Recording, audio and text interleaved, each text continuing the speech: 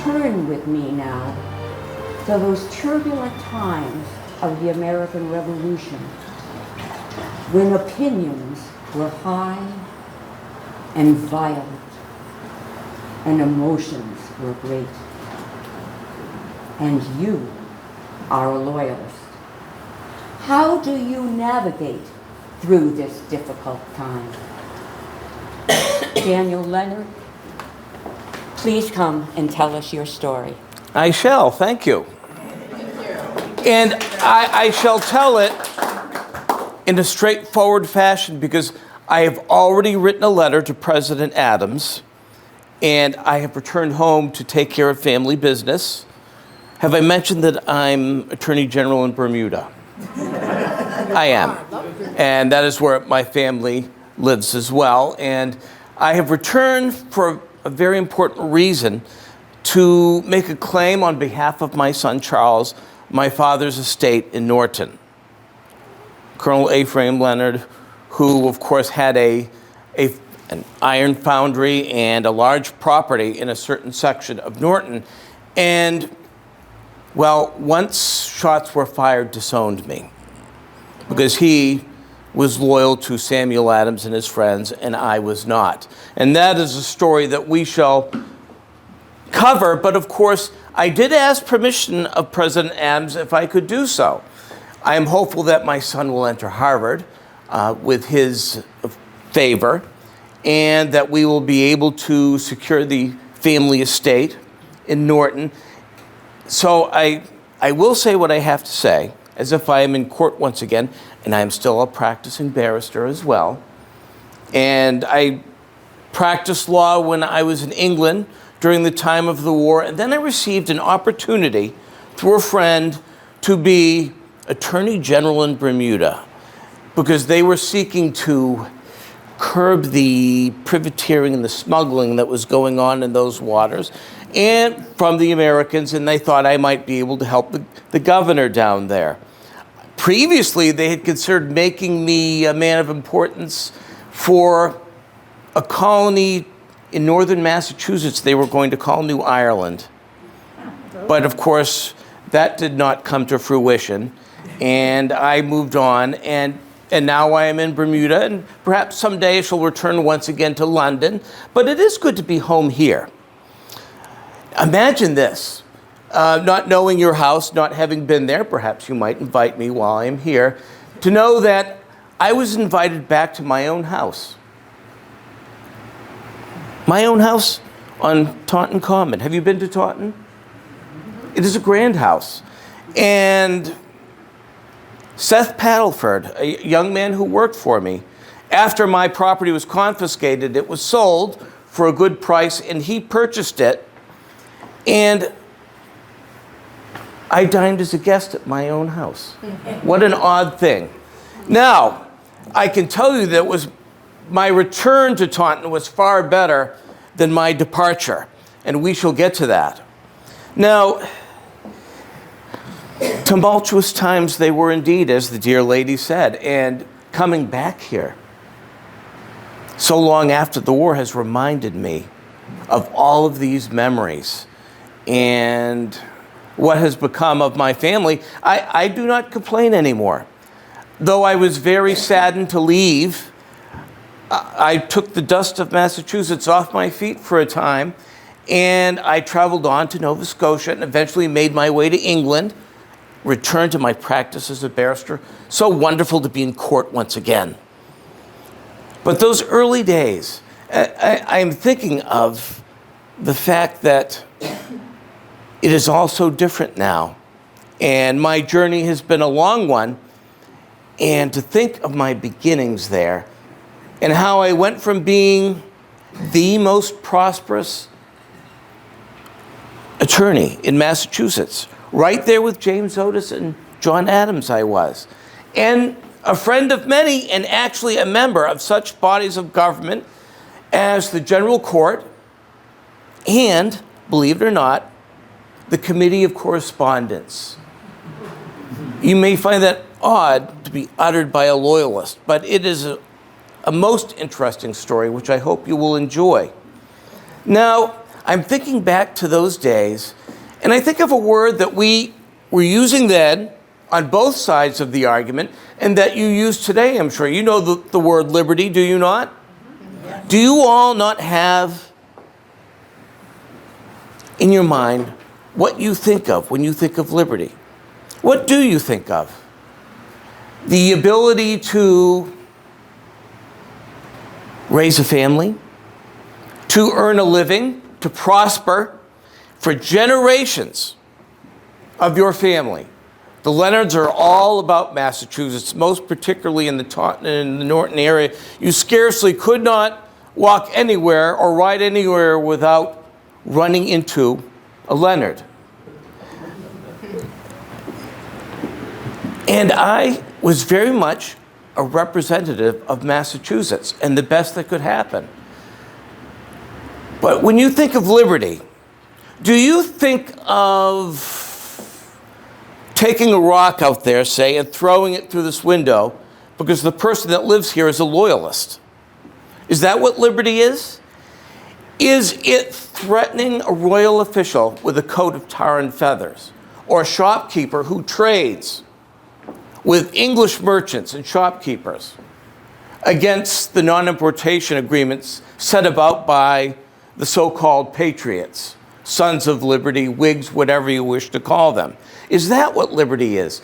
Is it smuggling, like, say, for instance, John Hancock, having your ship Liberty come into Boston Harbor, and in the dead of night having your men remove pipes of wine, not declaring them, thus cheating? Is that what liberty is? Is it inciting soldiers to have to defend themselves outside of the customs house by throwing rocks at them and snowballs and ice and oyster shells, surrounding them, hitting them with clubs, forcing them to defend themselves? Is that what liberty is?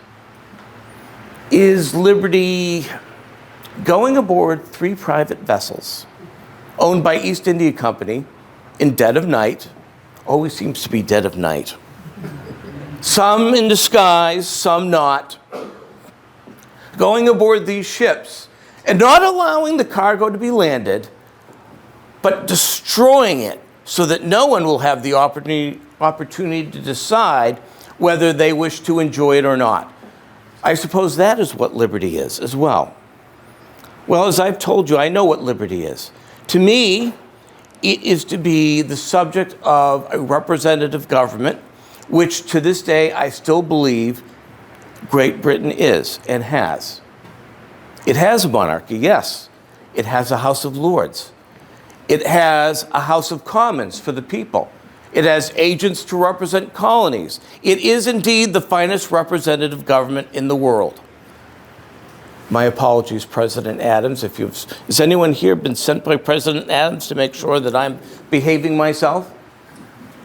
In any event, well, is he not a man known to speak his mind?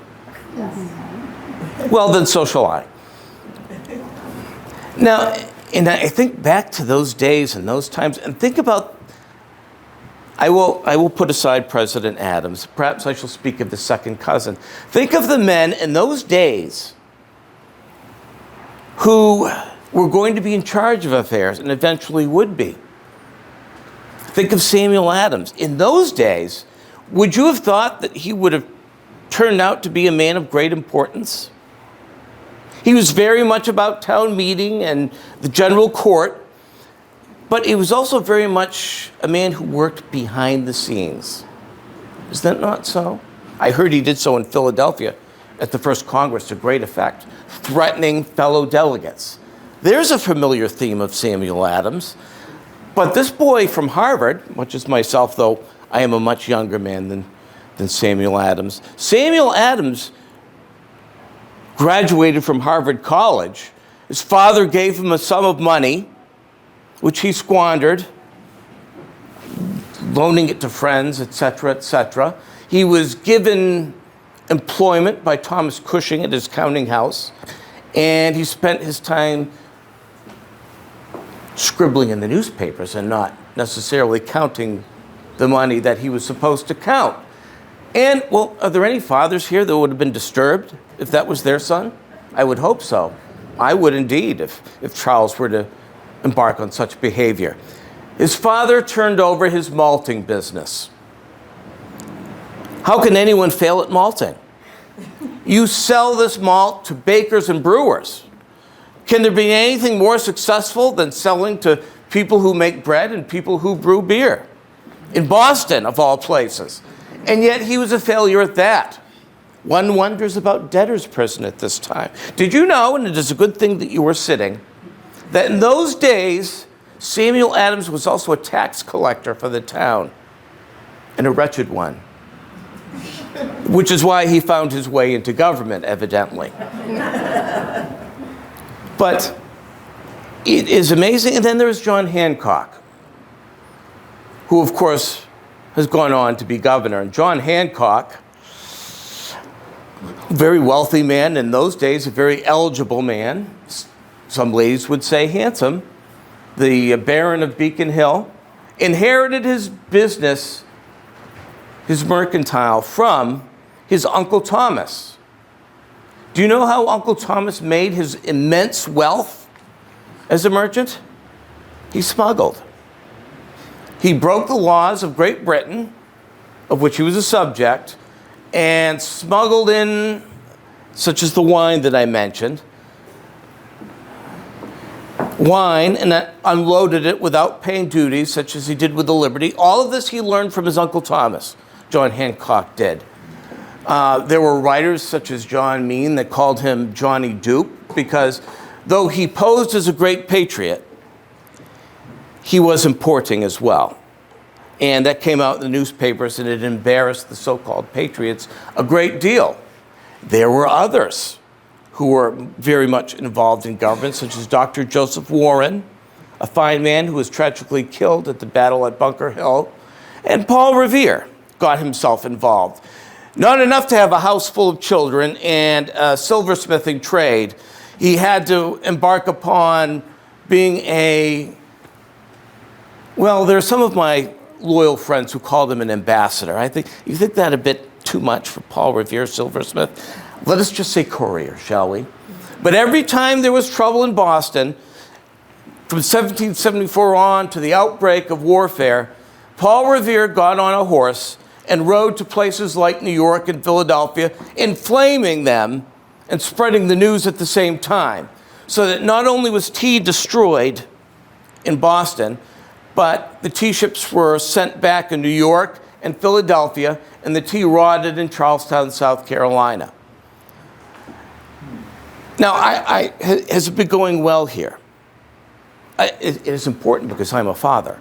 And if I'm going to enroll my son Charles in Harvard College and have him maintain my father's estate in Norton, I want to know that things are successful here. Have you flourished under President Washington and now President Adams? There's that fellow Alexander Hamilton that has been Secretary of the Treasury, and I understand that trade is doing well, but I would remind you that trade is doing well despite the fact that Great Britain and France are constantly at war with each other. And I would be very, very weary of any attachments to France. As you have found out, have you not, in these recent times, that they have gone off to a strange form of government. They've gone from a monarchy, which was rather absolute, not nearly as good as Great Britain's monarchy, I would add. And they have gone on to a revolution. Blood in the streets, beheadings, the monarchy and other royalists and those of the aristocratic class. It is a terrible place, France. And the people of this country are finding out, are you not? So perhaps all of that should make you think back to the very beginning and ask yourselves, did we select the right people to put us in this state of affairs? Sorry, President Adams.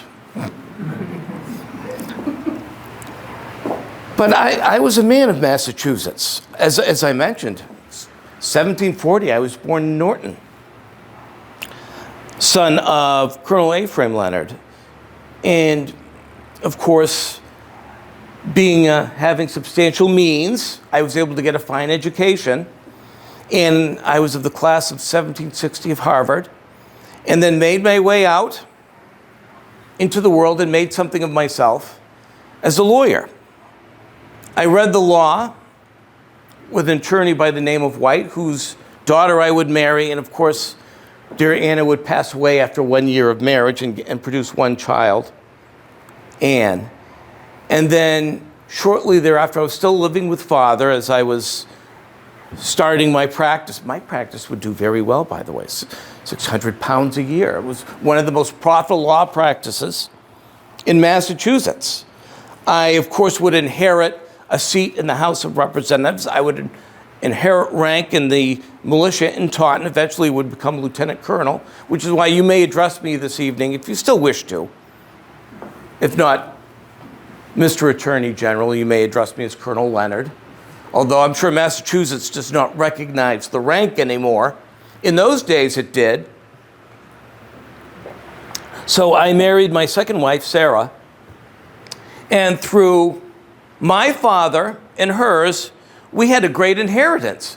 So we were able to purchase a house right on Taunton Common, a grand house, very much like this one. And we were not all about just a certain class of people coming to visit us. Our door was open. I would play cards with anyone in town and enjoy it very much. And I would eventually become the king's attorney of Bristol County. And all seemed to go very well. It was a perfect life. I was a member of the community. My fellow lawyer, Robert Treat Payne, and I were neighbors and would go on to the general court together. There was 1 year that I missed because I was ill, but of course, it would be in the early years that I would serve. And then, of course, when things started to get very serious, especially after the destruction of the tea, they would take a turn for the worse. You know, I was a man who defended Massachusetts. After I became a lawyer, the late 60s, and a barrister most particularly, so that I could argue, that was what I enjoyed the most. Arguing cases in court, there was nothing like it. And I made many friendships. There was the great James Otis, but most particularly, Robert Treat Payne and my dear friend from then Braintree, John Adams. We were in court many times together, traveled together, discussed many things, and I considered him a dear friend. And on the eve of war, I would go on to be very disappointed in the way things would end up. You must be wondering why that happened. Well, I was on such committees as the Committee of Correspondence. In fact, John Adams himself would write that in the House, I would stand up and I would give great oratory in defense of Massachusetts against the unconstitutional policies of Parliament. Think about that. I'm a loyalist, yes? Yet there I am, ladies and gentlemen, arguing for Massachusetts against unfair policies. And at one point or other, I actually was one of those who voted in favor for the recall of Governor Francis Bernard, who was the governor during the times of the Stamp Act protests and beyond. I demanded that our government be returned to Boston from Cambridge, holding Thomas Hutchinson, who would eventually become governor, responsible. And at one point, before times would change, I would support the removal of that same Thomas Hutchinson and the Chief Justice at the time, Peter Oliver of Middleborough. Does that sound like a Tory to you? I was on the Committee of Correspondence. I sat in rooms just like this one with, let me know if you've heard these names before, Samuel Adams, James Warren of Plymouth, Dr. Joseph Warren, John Hancock, when he could be bothered. All of these men I got to know very well. And you know what the Committee of Correspondence is, of course. In 1772, it was formed, and the Committee of Correspondence, each town had one, and the colonies as well. So you would write to other towns and to other colonies. It was the best way to find out what was happening in those places, and it gave Paul Revere another job, essentially. So I was very much about defense of the colonies and fairness. And yet all of it changed, and it changed abruptly, ladies and gentlemen. As I had mentioned, I had actually spoken positively of resolutions coming from Virginia and written about them. But then came December 16th, 1773, the destruction of the tea at Griffin's Wharf in Boston, and the throwing of the tea into the harbor. Up until that point, I had seen reason. I had seen that we had the right to demand fair treatment from Parliament, that we deserved some sort of representation. But as I will go on to say, I would change in that thought too. And that will have much to do with my newspaper debate with my dear friend John Adams. But the destruction of the tea for me was the last straw.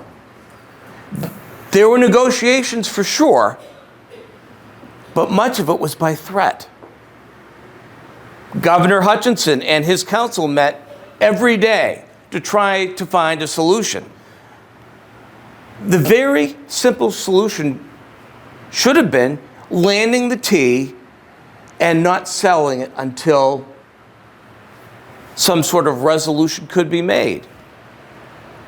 Not bringing soldiers from the castle into action or the Royal Navy unless absolutely necessary, but the tea could have been landed. Yet at every turn during the destruction of the tea, I saw these men that I mentioned that I considered my friends in a very different light. I'm reminded of one instance in particular, and that was the November before the tea ships and before the tea was tossed into the harbor. There was supposed to be some sort of a meeting on the common by the Liberty Tree. Again, that word liberty. With the tea consignees. The tea consignees were the merchants who were charged to sell the tea. They had a contract with the East India Company. It just so happens that a number of them were members of Governor Hutchinson's family, because Governor Hutchinson is also a merchant. And yet it was seen as favoritism, that they were going to get wealthy, and that the rest of the people would suffer. Suffer? They were already smuggling Dutch tea, these people. And what the East India Company and Lord North's ministry was trying to do was to finally get these colonies to pay some sort of a tax for their defense against the Indians on the frontier, to keep soldiers here for that purpose. And by the way, East India Company was having some difficulties through gross mismanagement. I will agree with that. And the solution was obvious. Send this tea to the colonies. That is, they bought too much tea. So send it to the colonies, but lower the tax to 3 pence per pound, cheaper than Mr. Hancock's Dutch tea. Well, they underestimated the response clearly. But why not land the tea? Why not discuss it instead of having meetings of the body of the people where the tea consignees, the ship captains, the owners, even poor Sheriff Greenleaf were threatened, which is what those meetings, the body of the people, were. That was when I turned. I saw these men for what I really thought they were now. They were about self-interest. Now, I will not deny that others were about self-interest, that were loyal to the king and to Parliament. But clearly, their motive was for themselves. And it was not an easy decision to make. I was born here, just as they were. I had was raising a family. And in 1774, my wife Sarah and I had 3 little girls, and she was pregnant with a boy that would eventually be Charles. And after, of course, the tea was destroyed, what do you think Parliament was going to do? Of course, Parliament reacted by closing the Port of Boston. Until not forever, ladies and gentlemen, but until the tea was paid for. And the people of Massachusetts were in His Majesty's good graces once again. It was approved of by Parliament and had the King's seal upon it, the King's approval.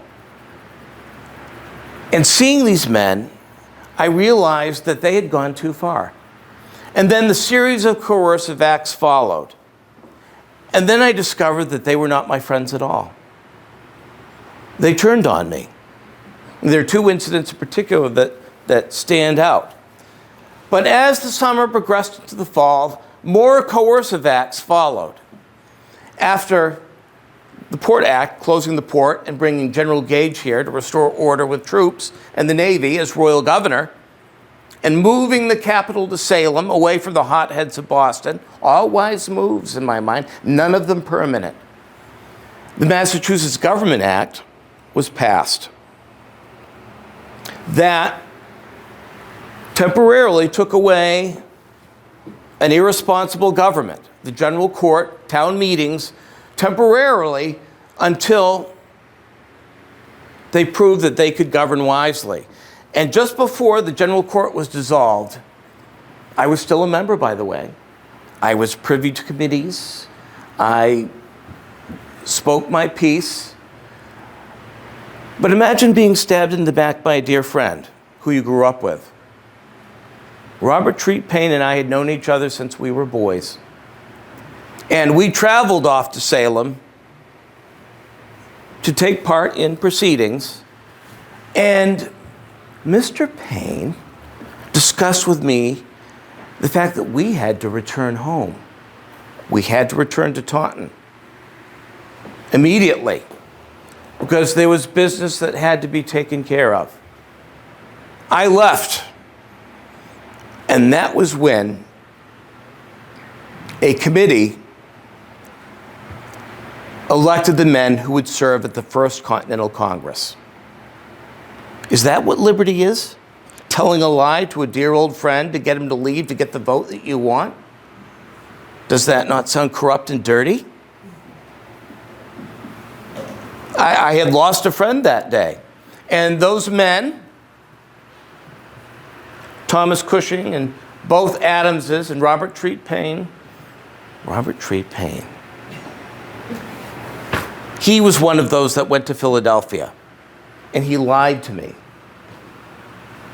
And that was when I knew that I had crossed the Rubicon and I was going to stay loyal to my government, which I did, and at heavy, heavy cost and threat to my family, which you shall hear shortly. And then the summer persisted, and that was when Mr. Revere made those rides to New York and to Philadelphia, and the Congress sat that, they left in mid-August, and they officially sat at the beginning of September. And during that time, I did what I thought was right. In place, temporarily, of the general court, Governor Gage, Royal Governor Gage, had in its place a council, a mandamus from King George III, and of course I accepted. Many did not. They were cowed by those in their towns that were threatening them. But I accepted because it was the right thing to do. With all of this chaos going on, somebody had to step up and govern, and I decided that that was what I should do. I'd always represented the people of Taunton, and I decided that I would continue to do so. How do you think that went over in Taunton? Not well. As I would find out very shortly. a day after, I heard from a friend that there were threats made against me. And that was when all the stories started to come out during this time. I had been Daniel Leonard, attorney and friend of the town of Taunton. And then all of a sudden I was an enemy of the people. And of all people, John Adams, another dear old friend, started to attack me as well. He said that I had turned my loyalties because I had been bought. That Governor Hutchinson and Attorney General Sewell saw that I liked nice things. I liked gold lace upon my hat. Anyone see any gold? But I did have gold on my hat. I had very fine clothing. Is this not fine clothing? Linen for a hot day. And of course, many other velvets and satins and all sorts of other materials for fine clothing. I'm an attorney. I must look my best. Yes? Yes. And what is wrong with liking nice things? Gold buckles on your shoes, a fine cane. He even called my carriage a chariot, as if I was Pharaoh, and said that I made my way from Taunton to the court, to Boston especially, in that chariot with those horses, and was showing off in front of the rest of the people of Taunton. And that I had this fine clothing, and that I was not always attending to my duties, but attending to what I was wearing and how I looked. And then there was a certain lady I found out named Mercy Otis Warren, sister of that man, and she wrote about me in a play and called me Beau Trumps because she said I was notorious for neglecting the law and playing cards. Well, a man is allowed a hobby, but I certainly did not neglect my practice. So I found it most insulting that she would write that piece and call me that name. And then came that August after I accepted. I realized something was going to happen. They told stories around town that they had seen me under a pear tree speaking to Governor Hutchinson in earnest, and everyone in town saw me, and it was a long conversation. It was an animated conversation, and they determined that I had turned because of that. And much of what John Adams said, and of course Mercy Otis Warren's the group. All of that, none of it true, all of it false, and yet what happened? I realized that I needed to be away from my family. My wife was pregnant. Gentlemen out there, think of your wives in that delicate time. I thought that if I were home, they would attack and tear down the house. So I determined that I would not be there. So I made my way back to Boston, hoping to divert them. I went by way of Stoughton, and then eventually made my way to Boston. Do you know what they did with my not being home? Thank God for my father. Even though he was a Whig, he did the right thing after this incident. About 500 of my fellow townsmen, with militia officers at their lead, men that I knew and I thought I could trust, formed up on the common outside of my house. Now, they were not armed with firearms of any kind. I will say that. But they had clubs. So 500 or so people of the town with clubs against a house full of women and children. Much about liberty, I suspect. They formed a little committee They were drinking rum amongst them, plied by their officers and leaders.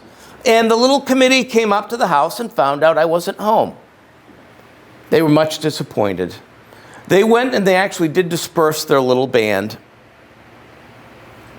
And they went home, and my family retired that night. But about, as I was told, about 11 o'clock, some of them came back, armed. Knowing I wasn't home, ladies and gentlemen. That is most important in this story. And they fired at the house. They fired pistols.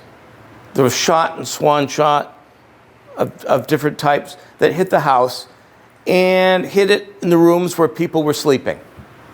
A friend of mine who had warned me at the very beginning that I needed to be gone from that place. Originally, I thought they were firing at him because he had been the one that had warned me, but then I was told not to return home or the same could happen to me. Now, originally, they said they were just going to speak to me, and if I resigned my post from the council, they would not resort to violence. But they did not wait for any sort of an answer, and they knew I would say no anyway, so they resorted to violence as they always do. And once again, it was at night, against a house full of women and children. How brave of them. I was most frightened indeed. So in September, I sent my carriage to fetch them and bring them into Boston. And Governor Gage had worked for me. He wanted me to write on behalf of the government and the cause, and I did so. Perhaps you have heard. I wrote in the newspaper under the name, I shall say it without stuttering, Massachusettsensis. And I was responded to. It was about the defense of the coercive acts. And my foil was none other than John Adams as Novanglis. And we went point and counterpoint, point and counterpoint. And it began after those terrible days in that fall. I believe it was about maybe December towards the end of the year of 1774, and well into the spring, just on the eve of Lexington and Concord in 1775. And I wrote a number of letters in defense of the coercive acts. Now, I've mentioned two of them. I mentioned the Port Act, closing the port till the tea be paid for. And I mentioned the Massachusetts Government Act, which gave General Gage the right to pick a council to govern until the people came to their right minds. Have not yet, in case anyone is. And then there was the Administration of Justice Act. That act stated that if anyone who was in civil service committed a capital crime would not stand trial in Massachusetts, but they would go to perhaps Nova Scotia, but probably England. And much noise was made,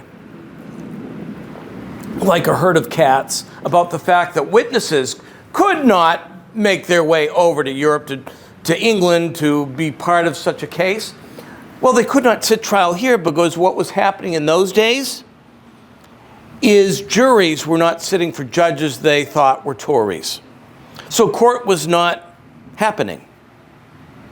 So how could a trial of such importance happen if a jury could not be picked, as it was in 1770? Proof that a fair trial could be had here under the right circumstances, but certainly not in 1774. And of course, along with that was the Quartering Act. Troops returning to have barracks in days like today, perhaps tents on Boston Common, as they did. Old manufactory buildings, and should not officers live in comfort in perhaps a home? I think I would have, if I had a house in Boston, I would have housed an officer or two. They'd be good company, good card players as well, and most astute. So there was also the Quebec Act, which was not really part of the coercive acts, but came about at the same time. And what the Quebec Act did is it gave the people to the north in Canada, the right to expand to the west if they thought they needed to, but it also provided them with religious protection. Many of them are Roman Catholic. And do you think that they could expect such an offer from their brethren to the south in those days in New England? Not many Catholics were welcome in Massachusetts, I can assure you, if at all. So, in my mind, all of these measures seem fair because the harsh ones were temporary. And which brings us to the whole crux of the argument that Mr. Adams and I battled back and forth, and the Boston Post boy in his newspaper, and that is the right of Parliament to govern. I am shocked that Mr. Adams took the position he did, because going all the way back to Magna Carta, in the early forms of government, it was determined that monarchs in England, Great Britain, did not have absolute power, that they were beholden one way or another to the people, which would be Parliament in these days. So the king does not rule alone. The fact that a charter was sent to Massachusetts at various times in the 1600s, sent by the sovereign, does not mean that the sovereign rules alone. It is that the charter has been granted to this colony or that. The king cannot rule absolutely. And as the war was beginning, it was expected by some short-sighted people in the Congress in Philadelphia that the king would side with the people of the colonies against Parliament, which is utter nonsense. Of course, Parliament had the right in those days to govern these colonies because they are the governing body of Great Britain, and these colonies were colonies of Great Britain. The people of these colonies were subjects of Great Britain. A great deal of autonomy was given since early settlement because, let us be practical, 3,000 miles away across the ocean, you have to let the people of the colonies govern, or else nothing will get done, and when they have little rebellions and they have tirades, then the authority of His Majesty or Her Majesty, depending on what time it was, and Parliament must step in and make a ruling, which has been done over time. There was never a time where the colonies were allowed to govern themselves without any interference from Parliament. Think about this. If people like John Adams are right, sorry, President Adams, you can stop me at any time if you wish, if there's someone in this room that is representing him, that if their case is right,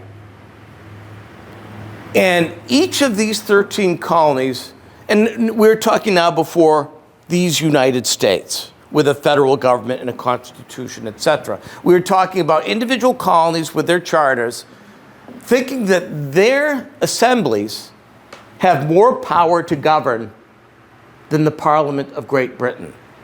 That power never existed. So what is His Majesty to do? Add his title to each and every colony, as well as being, the King of England, the King of Scotland, the King of Wales, the King of Ireland, the King of New Hampshire, the King of Massachusetts, the King of Connecticut, the King of Rhode Island, New York, New Jersey, etc., etc. Does anyone think that is actually reasonable? And I have rethought representation too. 3,000 miles away, across an ocean, ladies and gentlemen, does anyone think that that could be practical? Of course, as I mentioned, some government had to be given. But that sort of distance does not give independence. It gives the ability to govern, but still under the auspices of His Majesty's government. And I wrote time and time again, as Massachusettensis, after all these years, it still rings. I can still say it without a stumble. That we never had it so good than we had as subjects of Great Britain. colonies. Now, there are many who will disagree, of course. And I have suffered greatly for it. I, of course, as time went on, I was there. I was with General Gage in April of 1775 as we watched time slip away from our relationship as colonists. I'm just making sure that I do not go on and on and on, as I have been known to do. Oh, my watch has stopped. What is the time, good people? 8:15. 8:15, oh dear. Well, my timing is good after all. And I'm sorry, I did that on purpose. One of those baubles that I have that John Adams took issue to is a nice watch. I would argue that he probably had a nice watch too. That was what that was all about, to show off, as I used to do before the war. But I offered my services to General Gage. I am a colonel. I think it was the colonel, lieutenant colonel of the Taunton Militia, and I was most engaged with him during the time of the Battle of Bunker Hill, and the siege wore on, and eventually the cannon arrived from Fort Ticonderoga that broke the siege in the following spring, March. And I left my family for a time and took to a vessel and made my way to Nova Scotia. And as did all Loyalists. I mean, we all did. And then I left them to go to England and became a barrister, and they eventually rejoined me. My house, my property was taken from me in 1778. But so good to have my family with me again. And as I was there practicing law at Middle Temple once again, the opportunity came to be named, I believe it was Governor of New Ireland, as I mentioned earlier, a province that was going to be northern Massachusetts, up where that battle took place for the fort.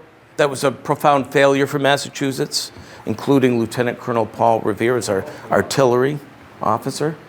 Good gracious. Lieutenant Colonel, from Silversmith to Lieutenant Colonel. How does one do that?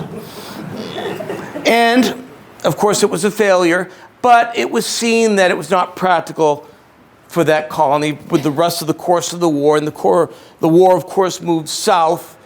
And there was much annoyance because by now, since 1778, France was an ally. Of course they were. Ever the parasite, the French monarch, decided that he was going to get his country involved, and it was his undoing. That's why the revolution happened, because you good people bankrupt his treasury.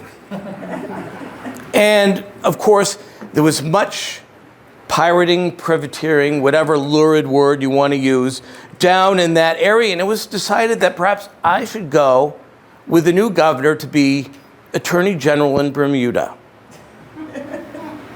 The cost of having a table full of food is outrageous. I'm not sure I will be able to maintain my dignity down there. And especially, and what happens as wars become further and further behind us? Promises are forgotten, are they not? Promises to loyal subjects that fled the colonies of a certain amount of payment. And perhaps I would not be able to maintain my station in Bermuda. So, that being said, and since I was never actually have been paid to be Attorney General, I'm still collecting from being Solicitor General for Customs and on the Mandamus Council. That's the way politicians work, I see. They don't want to pay me as Attorney General, but pay me for offices I no longer hold. Dare I say. So I think at some point I will be making my way back to England, but not until I had come back here, and I'm glad I have done so and come back home. I've seen my old house as a guest. I have prepared the way for my son Charles to Harvard College and to have the family property in Norton. So I think perhaps in a day or two, it might be time to pack up my bags and make my way back to Bermuda with the rest of my family. And with that being said, good people, I have carried on long enough. You have heard my story. And I'm sure you're going to send someone off to Philadelphia to tell President Adams that your old friend Daniel Leonard is opening up old wounds once again. Well, so be it. And with that, good people, I thank you all very much.